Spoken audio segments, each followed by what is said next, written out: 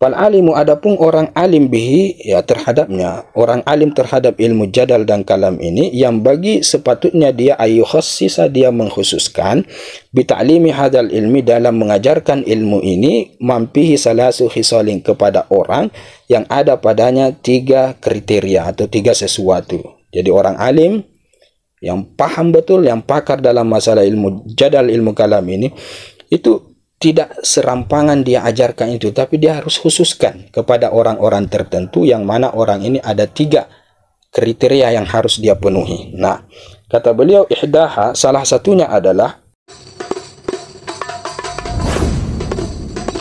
Ya Rabbi salli ala Muhammad. Assalamualaikum warahmatullahi ta'ala wabarakatuh.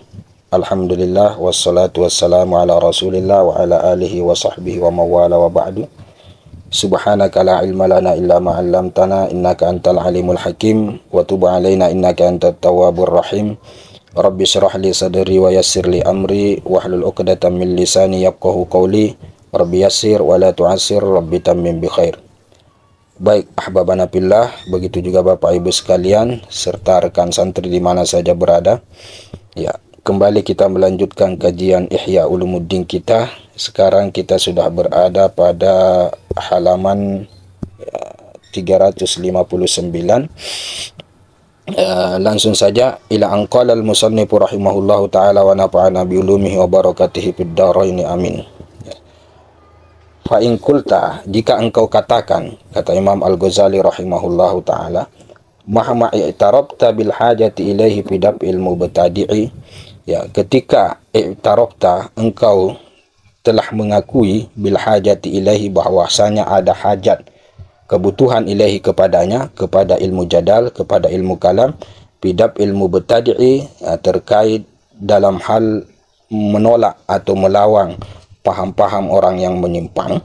Nah, wal ana, maka pada saat ini kata beliau, qad saratil bid'ah, bid'ah itu telah muncul, telah bergelora, wa ammatil balwa, dan telah merebak itu ujian, ya, atau musibah, wa arhaqatil hajatu, dan juga sudah membebani itu hajat, artinya sudah berhajat kita untuk mempelajari ilmu kalam. Maka pala buddha, tidak boleh tidak, wa ayyasira, ya, bahwasanya telah jadi al-qiyamu bihadzal ilmi min furudil kifayati, ya, menangani ini ilmu jadal ini, min furudil kifayati, termasuk daripada fardu kifayah. Nah, jadi di sini Al-Imam Al-Ghazali rahimahullahu ta'ala ingin memunculkan suatu muskil, ya, suatu kritikan, ya, bahasa lainnya seperti itu, yang bentuk kritikan itu begini, ya. Ketika kita dalam pembahasan sebelumnya itu sudah mengakui bahwa ternyata, ya, ada hajat keperluan untuk mempelajari ilmu kalam dalam hal ini untuk menolak paham yang menyimpang, ya, maka saat ini ketika paham itu sudah merajalela, paham yang menyimpang itu sudah meluas, sudah merebak, maka pada saat itu tentunya, ya, mempelajari yang namanya ilmu kalam ini, mengajarkan yang namanya ilmu jadal ini, itu merupakan suatu kebutuhan yang hukumnya sudah sampai kepada tingkat fardu kifayah, ya, harusnya hukumnya seperti itu. Nah, itu bentuk kritikannya, ya. Kal qiyami bi hirasatil amwal wa sairil huquqi bil qada'i wal wilayati wa ghairihima. Ya, sama statusnya dengan al-qiyamu bi hirasatil amwal, ya, bertanggung jawab dalam menjaga harta-harta, wa sairil huquq, dan semua hak-hak yang lain yang selain daripada hirasatul amwal, bil qada'i, dengan diadakannya peradilan, wal wilayati, dan juga kewenangan, otoritas, wa ghairihima, dan yang selain daripada keduanya. Artinya kenapa dia dikategorikan sebagai fardu kifayah hukumnya, karena ini statusnya sama dengan menjaga hartanya orang, ya, agar supaya tidak terjadi kezaliman dalam harta, ya, orang, ya, masyarakat, kurang lebih seperti itu. Maka perlu ada yang namanya sistem peradilan. Kalau ada sengketa masalah harta, Demi menjaga agar supaya tidak terjadi kezaliman, maka tentunya ada solusi, ada jalan keluar yang harus diadakan pada sistem masyarakat tersebut, yang mana itu solusinya adalah harus adanya lembaga peradilan. Dalam arti yang mempelajari masalah al-qada, ya, cara dalam mengatasi suatu masalah yang berhubungan dengan harta, begitu juga yang berhubungan dengan hak-hak yang lain, itu harus ada yang namanya sistem peradilan, dan harus ada yang namanya badan kuasa atau kewenangan dalam menyelesaikan masalah-masalah yang berhubungan dengan masalah harta dan hak-hak yang lain, yang mana ini hukumnya adalah fardu kifayah. Nah, sepatutnya juga ilmu kalam, ilmu jadal harusnya seperti itu, status hukumnya disamakan. Nah, itu bentuk muskilnya, ya, kritikannya. Nah, wa ma lam yastagil ulama'u bi nasri dzalika wat tadrisi fihi wal bahsi anhu la yadumu, ya. Dan apa yang tidak sibuk ulama binasri dzalika, ya, dengan menyebarkan yang demikian itu, ilmu jadal itu, wa tadrisi fihi, dan juga mengkajinya, wal bahsi anhu, dan membahasnya, la yadum, maka itu tidak akan berkekalan. Artinya ketika ulama itu tidak sibuk dalam mempelajari ilmu kalam, mengajarkan ilmu kalam, membahas ilmu kalam, maka ilmu kalam itu sedikit demi sedikit akan terkikis. Nah, walau turika bil kulliyati lan darasa, andai kata ditinggalkan itu yang namanya ilmu kalam jadal itu secara total, lan darasa, maka ilmu kalam itu akan musnah. Nah, ketika ilmu kalam itu sudah musnah, ilmu jadal itu sudah musnah, maka tidak ada lagi alat untuk melawan paham-paham yang menyimpang. Oleh karena itu, maka penting sekali mempelajari ilmu kalam, yang mana ini sampai tahap hukumnya kepada fardu kifayah. Oke. Walaysa fi mujarrad ittiba'i kifayatun li halli syubahil mubtadi'ati ma lam yata'allam, ya. Walaysa, dan tiadalah fi mujarrad ittiba'i, ya, sekedar tabiat manusia, ya, naluri dasar manusia itu, tidak ada di situ kifayatun, kecukupan, ya, li halli syubahil mubtadi'ati, untuk mengurai kerancuan-kerancuan ahli bid'ah, ma lam yata'allam, selama ia tidak mempelajari ilmu kalam itu. Jadi kalau kita mau mengandalkan tabiat manusia, ya, tak perlu dipelajari misalnya ilmu kalam, biarlah tabiat manusia sendiri yang akan menyelesaikan masalah-masalah paham yang menyimpang itu tidak cukup, ya, tidak akan terrealisasikan malam ya ta'alam selama dia tidak mempelajari ilmu kalam, ilmu jadal. Jadi memang harus dipelajari ilmu jadal itu. Nah, itu muskilatnya. Ya. Kemudian kata beliau, payam bagi, maka oleh karena itu sepatutnya ayyakuna tadrisu fihi aidan min furudil kifayati, adalah, ya, mengkaji fihi padanya, pada ilmu kalam itu, aidan juga min furudil kifayati, termasuk daripada fardu-fardu kifayah, karena kebutuhan sudah mendesak, ya, kurang lebih seperti itu.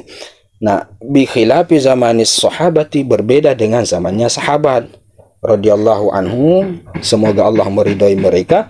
Fa innal hajata ma kanat masatan ilaihi, karena sesungguhnya hajat dalam mempelajari ilmu kalam jadal itu, makanat masatan, itu tiadalah menyentuh, ilaihi, kepadanya. Artinya pada zaman sahabat itu, ya, tidak masalah mereka tidak mempelajari ilmu kalam, karena pada zaman sahabat itu kebutuhan atau hajat untuk mempelajari ilmu kalam itu tidak terlalu penting, ya, tidak menyentuh, tidak terlalu diprioritaskan. Kenapa? Karena pemahaman-pemahaman menyimpang pada saat itu boleh dikata tidak ada. Nah, itu muskilatnya. Nah, bagaimana ini? Fa'lam, ketahuilah. Nah, Imam Al-Ghazali di sini mau menjawab, ya. Kata beliau, fa'lam, ketahuilah, ya, annal haqqa annahu la budda fi kulli baladin min qa'imin bihadzal ilmi. Annal haqqa, sesungguhnya yang benar itu, annahu, bahwasanya, la buddha, tidak boleh tidak, fi kulli baladin, pada setiap kampung itu, min qa'imin, adanya orang yang berdiri, adanya orang yang menangani, bihadzal ilmi, akan ilmu ini. Artinya Imam Al-Ghazali di sini juga mengakui bahwa memang ilmu kalam itu tidak bisa untuk tidak kita pelajari. Jadi harus juga dipelajari oleh orang-orang tertentu. Ada orang tertentu di setiap kampung itu yang memang menangani masalah ilmu kalam ini, ya.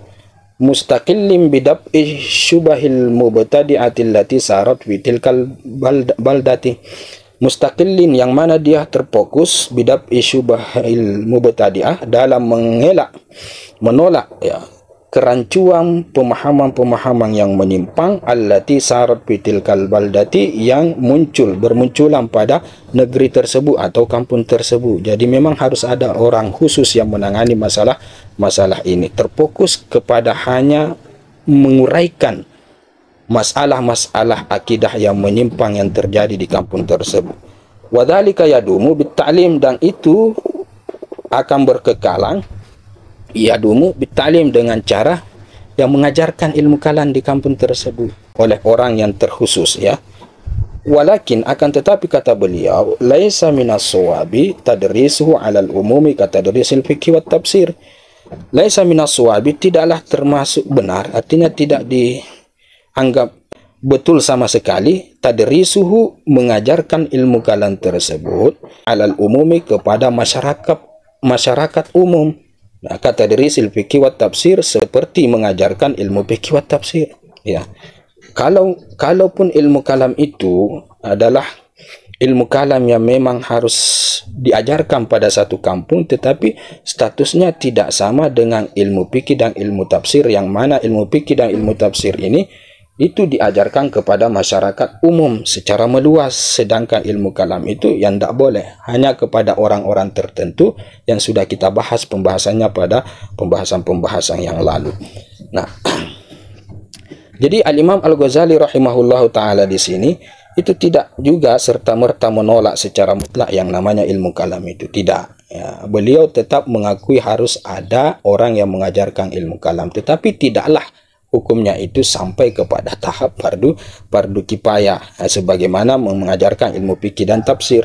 Nah, kata beliau fa inna hadza, nah karena sesungguhnya ini ya, ilmu kalam ini, jadal ini, mislud dawa, itu sama dengan penawar atau obat, wal fiqha mislul ghazai atau al-ghizai, dan fikih itu sama dengan makanan yang bergizi, makanan yang bernutrisi, kurang lebih seperti itu.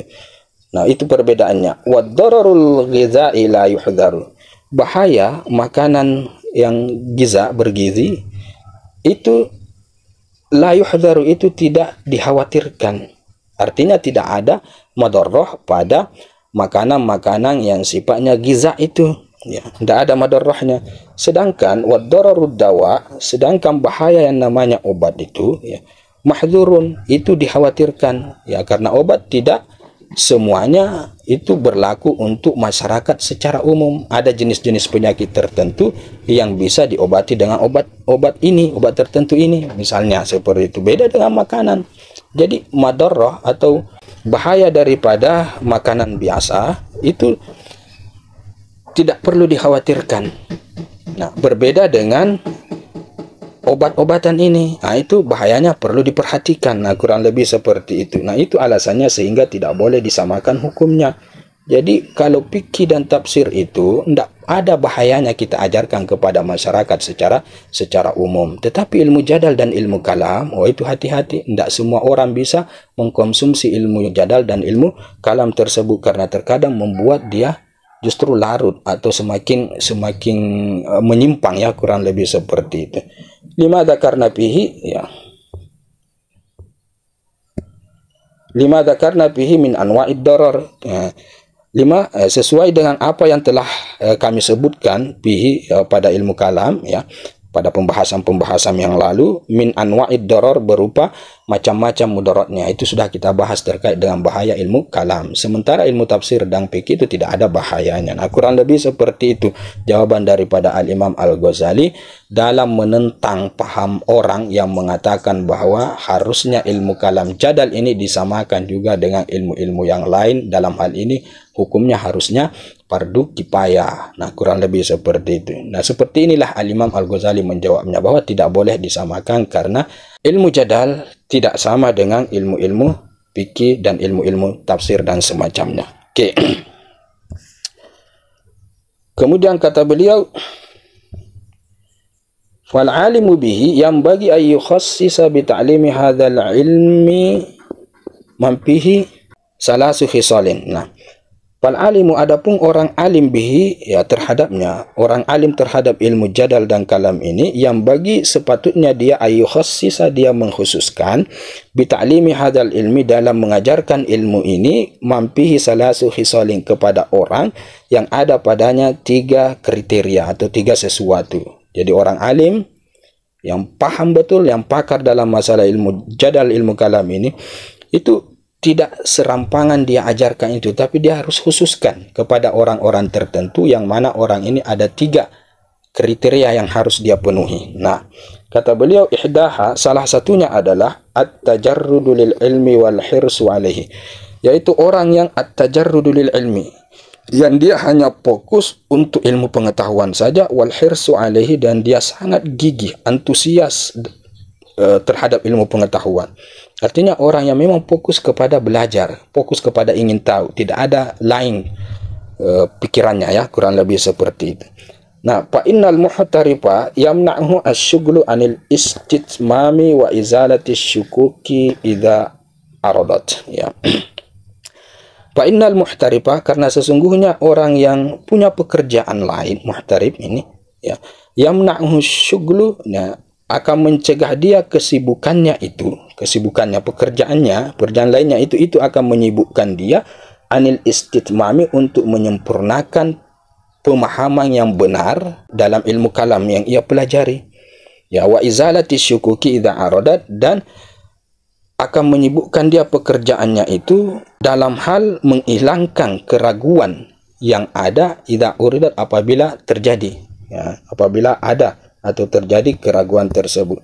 Jadi kalau orang yang memang setengah-setengah, ya, bahasa lainnya setengah-setengah dalam mempelajari ilmu kalam, ya, kenapa dia setengah-setengah? Karena dia punya pekerjaan lain, misalnya untuk mencukupi kebutuhannya, cari makan, cari nafkah dan lain sebagainya, dia ada pekerjaan atau tugas-tugas yang lain, maka pekerjaan ini atau tugas-tugas yang lain itu yang akan membuat dia tidak akan sempurna memahami ilmu kalam jadal yang dia pelajari itu, dan kesibukan itu juga tidak akan menghilangkan keraguan yang sedang terjadi, ya, yang ada, ya, pada dirinya. Oleh karena itu, maka catatan yang pertama, orang yang harus belajar ilmu kalam itu harus orang yang betul-betul fokus untuk belajar, kurang lebih seperti itu.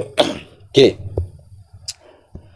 Kemudian wasaniyatu, kemudian yang kedua, kriteria yang kedua adalah az-zaka'u wal fitanatu wal fasahatu. Orangnya itu harus zaka, cerdas, wal fitnatu, dan ya jenius, ya, semacam zaka ini, wal fasahatu, dan orangnya fasih, ya. Fa innal balida la yantafi'u bi fahmihi, karena sesungguhnya orang yang balid, ya, orang yang bahasa kasarnya orang yang bodoh, tolol, la yantafi'u bi fahmihi, itu dia tidak akan bermanfaat dengan pemahamannya. Jadi kalau orang tidak cerdas mempelajari ilmu kalam, ilmu jadal yang ruwet dan seterusnya, itu tidak akan ada manfaatnya, ya. Jadi catatan yang kedua ini harus orangnya cerdas. Wal fadima la yantafi'u bi hujajihi, ya. Dan orang yang fadima, orang yang lambat berpikir, ya, lambat loading, la yantafi'u, itu dia tidak akan bermanfaat bi hujajihi, ya, dengan hujjah-hujjahnya, dengan dalil-dalilnya, ilmu kalam itu, ilmu dalam jadal itu, alasan-alasannya dan seterusnya, itu tidak ada manfaat bagi dia, karena memang susah dia mencerna. Kenapa? Ya, karena itu tadi, dia orang yang lambat sekali, fadim, lambat sekali dia berpikir.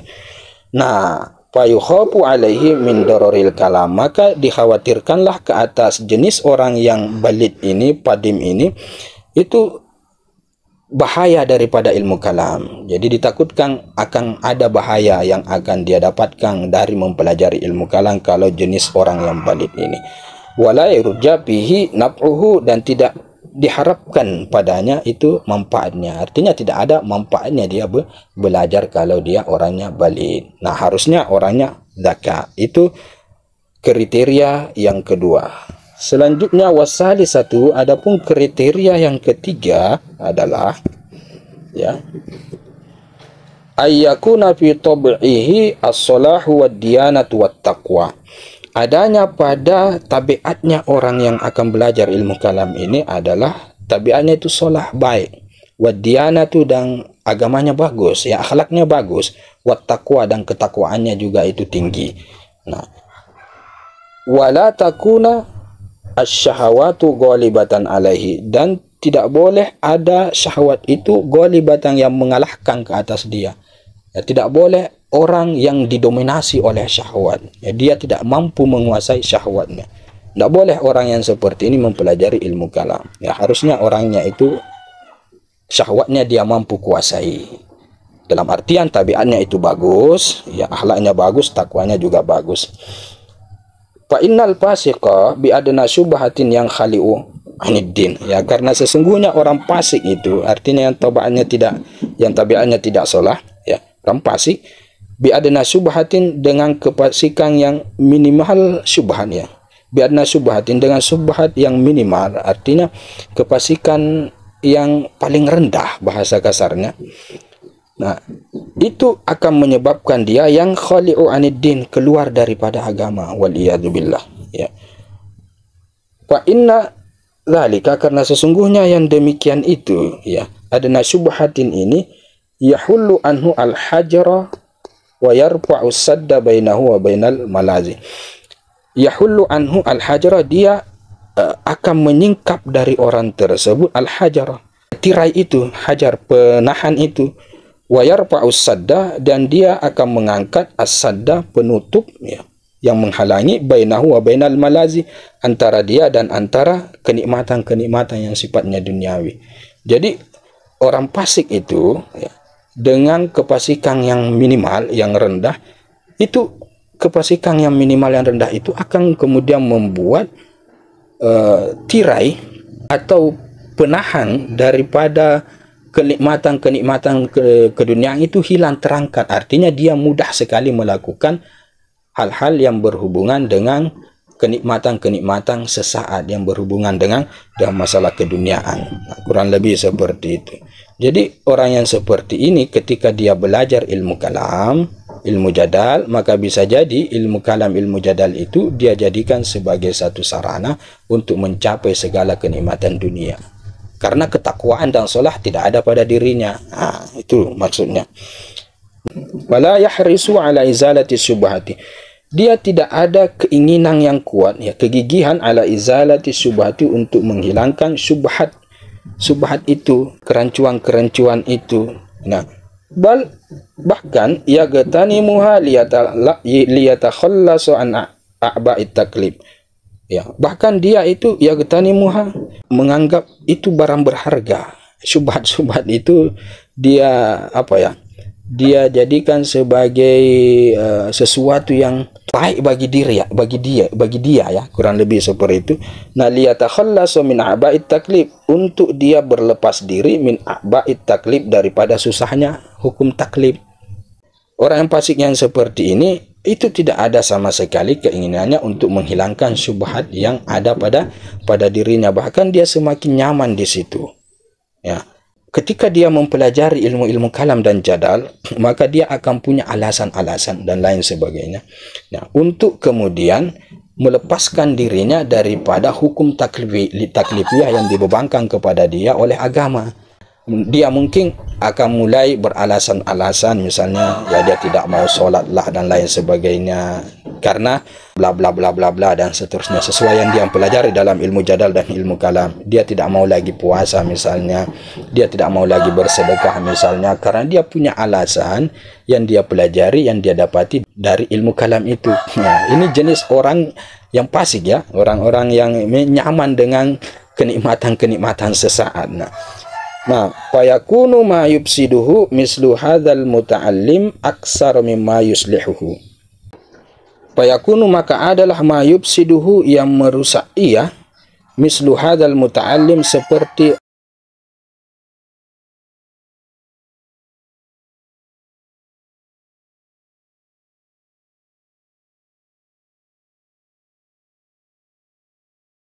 yang mengajarkan jenis orang yang fasik begini, yang tidak ada pada tabiatnya itu shalah dan dianah.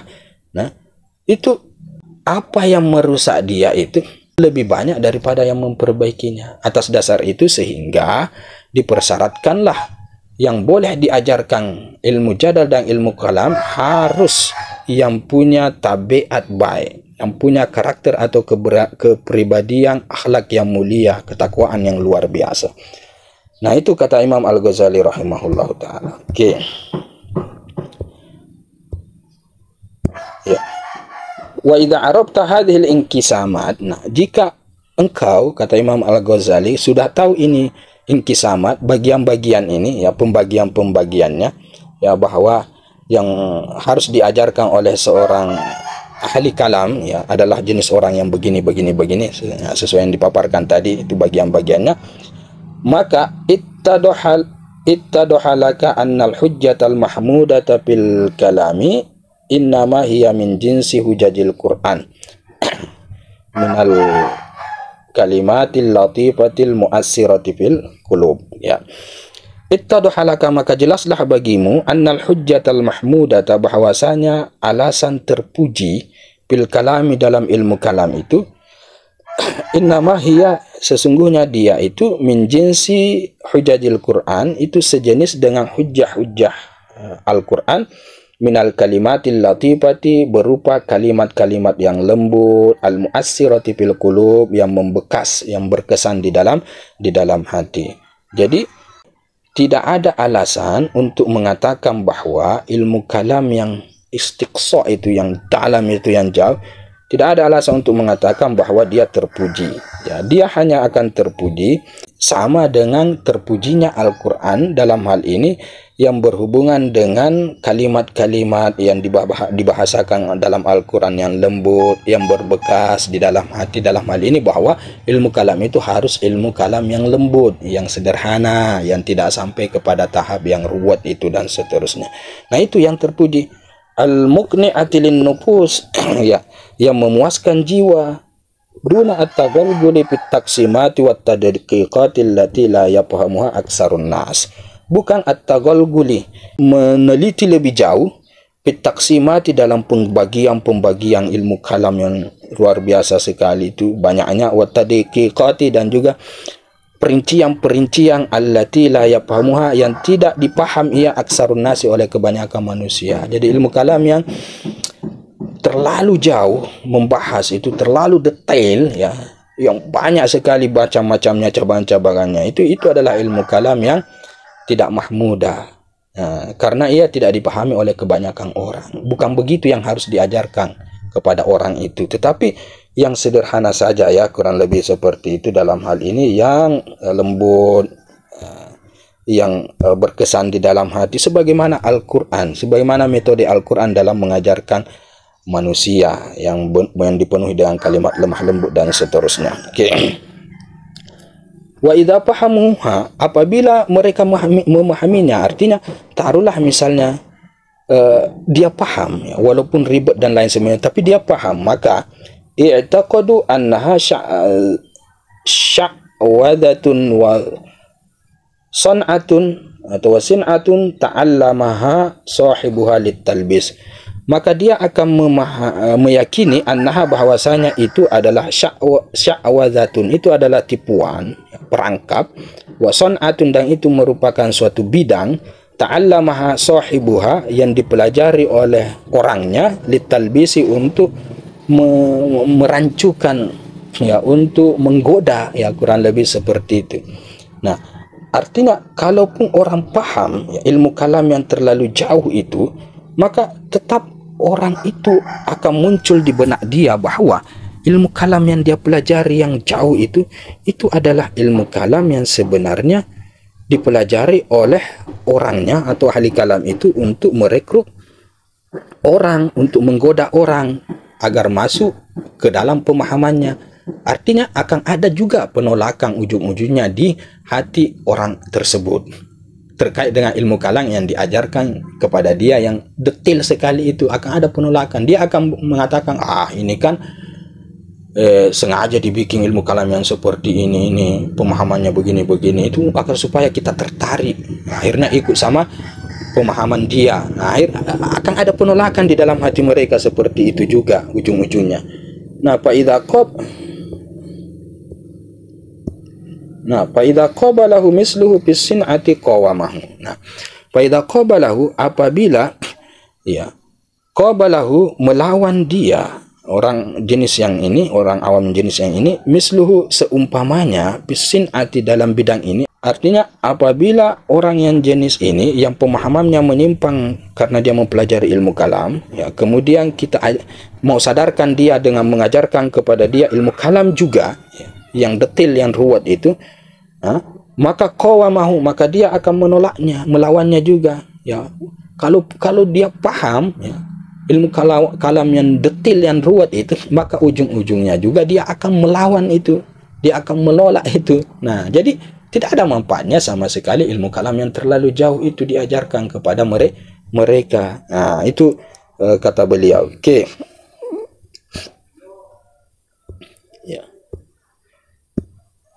Wa arabta anna Syafi'iyya wa kaffata salafi innama mana'u anil khawdi fihi wa tajarrudi lahu lima fihi min ad-darari alladhi nabbahna alaihi.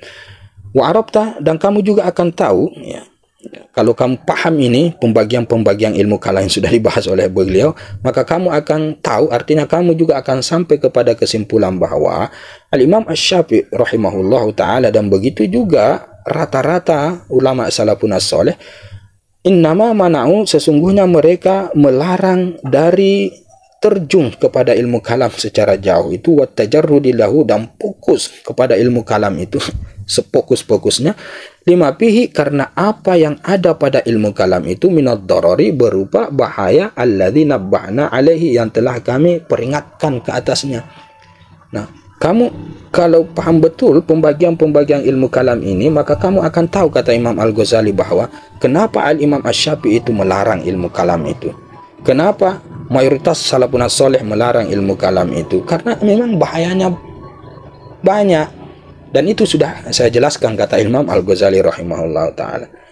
Ya. Wa anna ma nukila an Ibni Abbas radhiyallahu anhuma min munazaratil khawarij, wa ma nukila an Aliin radhiyallahu anhu min al munazarati fil qadari wa ghairihi, kana min al kalamil jalil al zahiri wa fi mahallil hajah. Wa anna ma nukilah, dan apa yang dinukilkan, yang dipindahkan dari Ibnu Abbas radhiyallahu anhuma min munazaratil khawarij, ya, berupa bermunazarahnya beliau dengan orang-orang khawarij.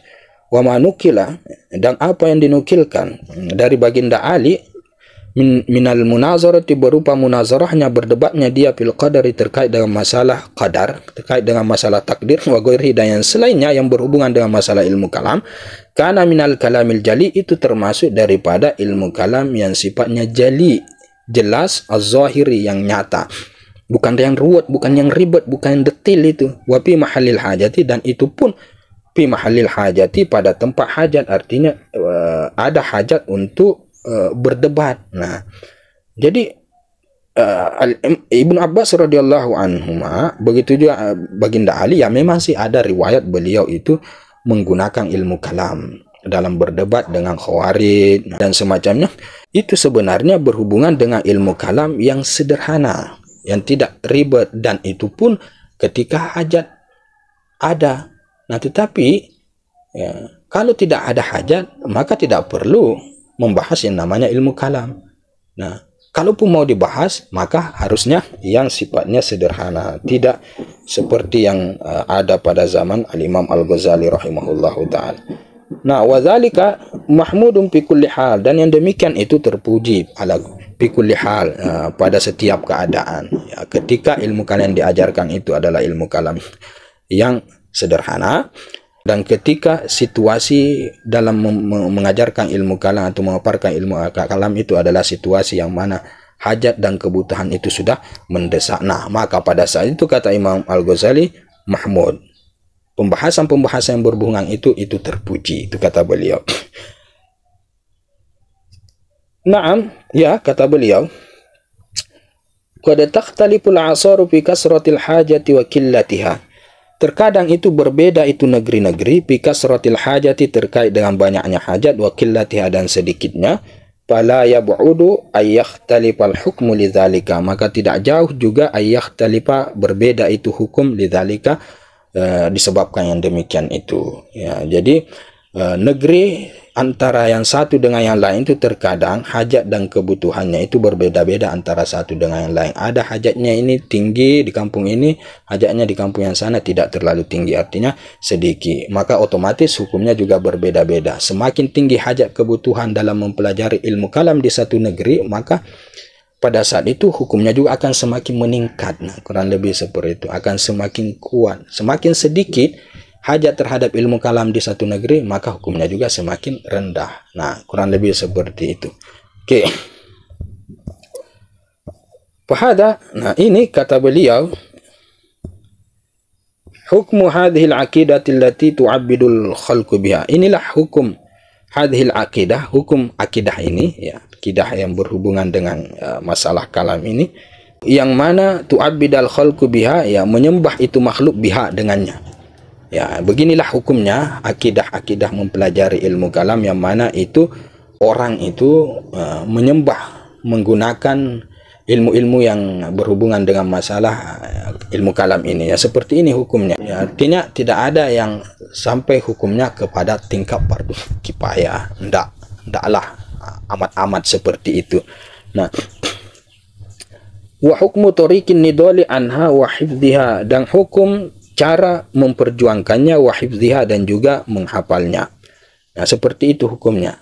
Artinya ya tidak ada sampai kepada tahap penting sekali, tidak seperti itu.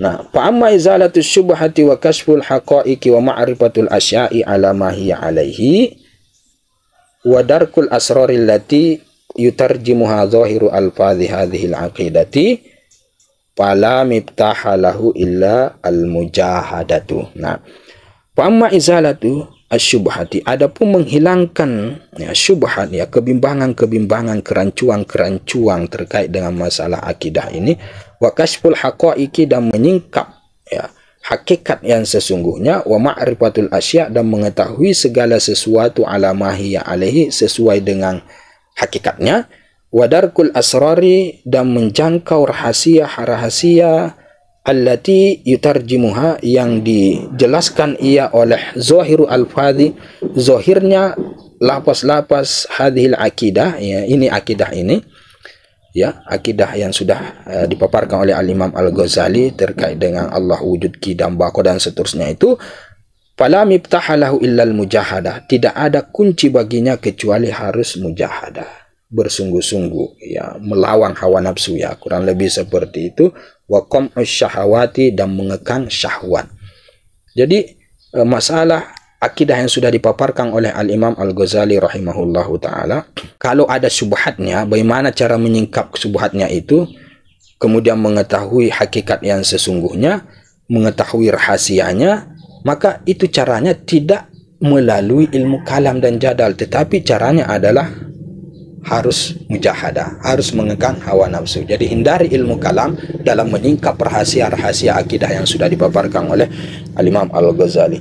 Wal iqbalu bil kulliyati ala Allah ta'ala, dan menghadap secara total, secara keseluruhan diri ala Allah, kepada Allah subhanahu wa ta'ala, wa mulazamatul fikri safi an syawaibil mujadalati, dan senantiasa bersih pemikiran ya, fikri safi, bersih pemikiran, an syawaibil mujadalati, dari syawaibi, kekeruhan-kekeruhan atau kekusutan, kusut, al mujadalati, perdebatan-perdebatan dalam ilmu kalam. Jadi pikiran itu harus dijauhkan ya, dari semua yang berhubungan dengan kerancuan-kerancuan, kekeruhan-kekeruhan, kekusutan yang namanya ilmu jidal. Nah, wahya rahmatu minallahi azza wa jalla tafidu ala man yata'arrada linafahatiha. Wahya rahmatun, dan itu adalah rahmat ya, dari Allah subhanahu wa ta'ala, tafidu, yang tercurah, ala man yata'arradu linafahatiha, ke atas orang yang yata'arradu linafahatiha, yang mencari-cari, yata'arradu, yang ingin tahu, linafahatiha, bagi nafahatnya atau rahasianya. Jadi izalatus syubhah, kasful haqa'iq, dan seterusnya ya, yang mana itu metodenya dengan cara mengekang nafsu dan lain sebagainya, itu sebenarnya adalah rahmatnya dari Allah Subhanahu wa Ta'ala, ya. Bukan sesuatu yang ada rumusnya. Misalnya nanti belajar ilmu kalam baru kemudian kita tahu. Tidak seperti itu kata Imam Al-Ghazali, tetapi itu adalah rahmat, ya, dari Allah Subhanahu wa Ta'ala bagi orang yang memang punya keinginan untuk sampai ke situ. Nah, itu maksudnya mayata'arrada li nafhatiha. Nah, biqadri rizki wa bihasbi ta'arrudi, itu dengan kadar rezekinya orang tersebut, wa bihasbi ta'arrudi, dan sesuai dengan at-ta'arrudi, mencari-carinya dia, keinginan dia dalam mengetahui itu yang disebut dengan at-ta'arrud. Nah, artinya bahwa ya ujung-ujungnya juga ya Allah akan menentukan rezeki orang tersebut dalam menyingkap rahasia-rahasia dan seterusnya tadi yang dibahas di atas tadi. Itu akan ada rezeki yang mana itu hanya Allah yang akan memberikan.